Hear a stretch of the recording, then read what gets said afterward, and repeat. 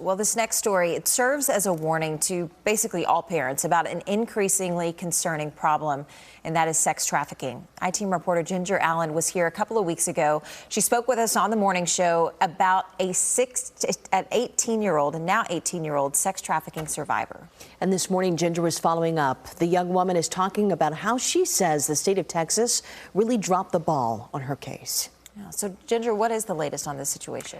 So you'll likely remember this story. Many of you will remember it. What happened here could impact a lot of other women out there. In April of 2022, Natalee Cramer attended a Mavericks game with her dad. Surveillance video captured her voluntarily walking around the American Airlines Center with two other men. She says somehow later that night, she ended up in the parking garage, drugged and raped. And then 10 days later, police found Cramer in Oklahoma with sex traffickers. She is very upset now because she says Oklahoma later convicted several people involved. Texas has not. I think Dallas did horrible. I don't agree that people, whether you know they are in danger's way or not, they're not just runaways. There are so many people that probably have been sex trafficked or some sort of abused sexually that have no idea and can't speak up because of the cops. And my case is a perfect example of cops not doing their job.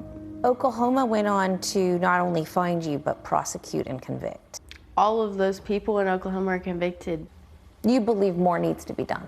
Yes. To prosecute those 100%. My first sex trafficking incident was with the people at the American Airlines Center. That is Dallas's deal. That is their responsibility. That happened in their area. I was sex trafficked by Dallas men. Dallas police needs to deal with it. And no detectives are coming and talking to you about it? Last time I talked to a detective, 6 months. Haven't heard anything. They don't talk. They interview you, act like they care, and then they don't do anything else. Where do you think your case stands? At the very end of the line. Wow. What a powerful interview, and what a brave young girl, Yeah. too. Yes. I mean, when we talk about the story, I know there's a longer version on our website, cbsnewstexas.com, if you want to view it. You actually encourage all parents to watch it. What will people see when they go watch that longer story? So in this version, you'll hear her talk about not being afraid. She's 18 years old, and that's why she agreed to sit down and do this interview. She wants to be a voice for others. She's no longer scared of her traffickers. Wow. And then I asked her, this interview lasted about an hour long, and I asked her at the very end of it, what would you say to your traffickers? And listen to this. It really surprised me. It's probably one of the most shocking moments in the interview. She said, thank you. Wow. And then she went on to explain that. She said, thank you for making me what I am today. And she admitted that she is angry at them. And she actually bravely said, I wish the worst upon them. But then she said, thank you again. Wow. She feels like it probably made her a lot more tough. Oh, and you saw that. Yeah, you saw that too. Yeah. I can see it in her face and really in her demeanor throughout that interview. Exactly. What's your take on where this case stands now, Ginger? So for this story, I talked to the FBI, Homeland Security, the District Attorney's Office, and the Dallas Police Department, and no one has confirmed there is an active investigation. However, here's an update, and it's very interesting that I'm talking to you about it this morning.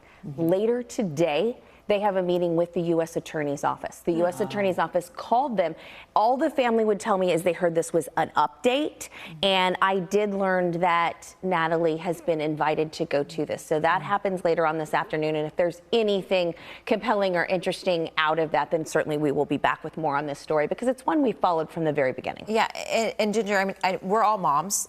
This story just really hits you in your heartstrings. I can tell from your eyes that you're emotionally just tied to this story, and that you're tied to this girl that went through an unthinkable situation.